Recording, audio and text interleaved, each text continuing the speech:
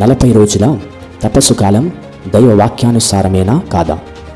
ఈ ప్రశ్నను సరిగ్గా అర్థం చేసుకోవాలంటే 2 విషయాలను గురించి తెలుసుకోవాలి. మొదటిది, 40 అనే సంఖ్యకు బైబిల్లో ఉన్న ప్రాధాన్యత. రెండవది, బైబిల్ గ్రంథంలో మారు మనస్సుకు సూచనగా ఉపవాసం, ప్రార్థన, ప్రాయశ్చిత్త కార్యాలు ఆచరింపబడ్డాయా లేదా? ఈ 2 విషయాల గురించి పరిశోధిద్దాం. మొదటి విషయం, బైబిల్ గ్రంథంలో 40 అనే సంఖ్యకు ఉన్న ప్రాధాన్యత. పాత నిబంధనలో దేవుడు భూమిని నీటితో నాశనం చేసినప్పుడు 40 పగళ్ళు మరియు 40 రాత్రులు వర్షం కురిపించాడు. ఆదికాండము 7:12. మోషే 40 పగళ్ళు మరియు 40 రాత్రులు సీనాయి పర్వతంపై ఉన్నాడు. నిర్గమాకాండము 24:18.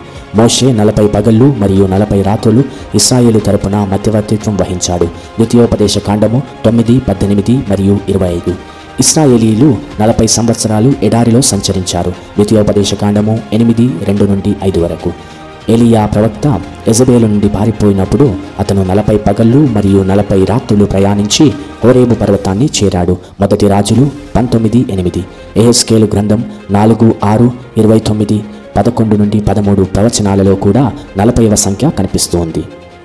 యేసుప్రభు పాటించిన 40 రోజుల ఉపవాసం తపస్సు కాలానికి మూలం. మార్కు సువార్త 1:13, మత్తాయి సువార్త 4:1-11 వరకు, లూకా సువార్త 4వ అధ్యాయము 1-13 వరకు. మత్తాయి, మార్కు మరియు లూకా సువార్తలు యేసు ప్రభువు తన బహిరంగ జీవితాన్ని ప్రారంభించక ముందు 40 రోజులు ఉపవసించినట్లు మనకు వివరిస్తున్నాయి. తన పునరుత్థానం తర్వాత స్వర్గారోహణానికి ముందు యేసు ప్రభు 40 రోజులు శిష్యులతో, ప్రజలతో కలిసి గడిపాడు. అపోస్తుల కార్యములు 1:3.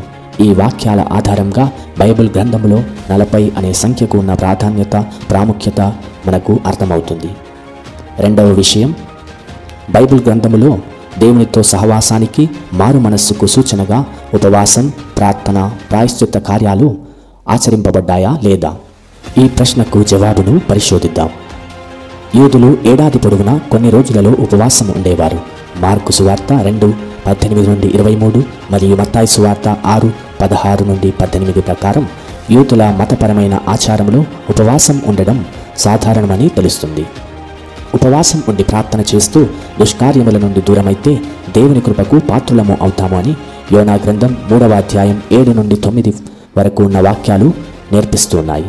ఈ వాక్య భాగాన్ని చదువుదాం. నరులు గాని, పశువులు గాని, ఎడ్ల మందలు గాని, గొర్రెల మందలు గాని ఏమీయూ తినరాదు, ఎవరునూ ఏమీయూ తినరాదు, త్రాగరాదు. నరులు, పశువులు కూడా గోనె తాల్పవలెను.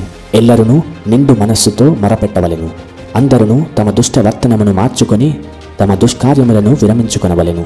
ఒకవేళ దేవుడు మనస్సు మార్చుకొని జాలి చెంది తన కోపాగ్రతను ఉపసంహరించుకోవచ్చును. మనము చావు తప్పించుకొనవచ్చును. దేవుడు ఆ ప్రజలు చేసిన కార్యములు చూచెను. వారు తమ దుష్కార్యములను విడనాడిరని తెలుసుకొనెను.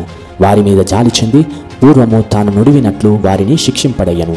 ఎస్తేరు రాణి తన ప్రజలపై దేవుని అనుగ్రహం కొరకు, రానున్న ఆపద నుండి విముక్తి కొరకు గోనె పట్టెను కట్టుకొని ఉపవాసం చేసింది.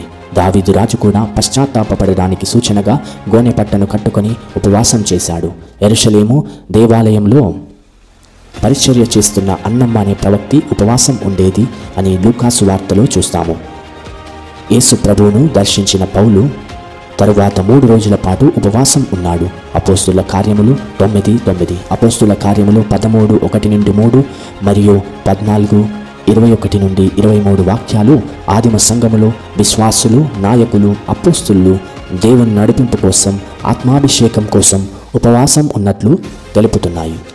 దేవునితో సహవాసాన్ని సూచించడానికి, పాపపు జీవితం, దేవుని ఉగ్రత నుండి తప్పించుకొనడానికి, మారు మనస్సును, పశ్చాత్తాపాన్ని సూచించడానికి యేసు ప్రభు మరియు బైబిల్ గ్రంథంలోని వ్యక్తులు ఉపవాసం, ప్రార్థన, ప్రాయశ్చిత్త కార్యాలను ఉపయోగించారని మనకు అర్థమవుతుంది.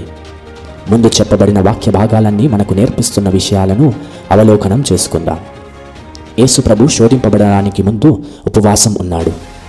యేసు ప్రభు తన శిష్యులకు అనేక సందర్భాలలో ఉపవాసం గురించి బోధించాడు. పాత నిబంధనలో ఉపవాసం సిద్ధపాటును, పశ్చాత్తాపమును, మారు మనస్సును, దేవునితో సహవాసాన్ని సూచిస్తుంది. ఉపవాస సమయంలో వారు గోనె వస్త్రాలను ధరించేవారు. ఈ ప్రత్యేక వస్త్రధారణ పశ్చాత్తాపమును సూచిస్తుంది. ఉపవాసం మరియు ప్రార్థనల కలయిక ఆధ్యాత్మిక క్షేమాభివృద్ధిని కలిగిస్తుంది. దేవుని ఉగ్రతను తప్పిస్తుంది.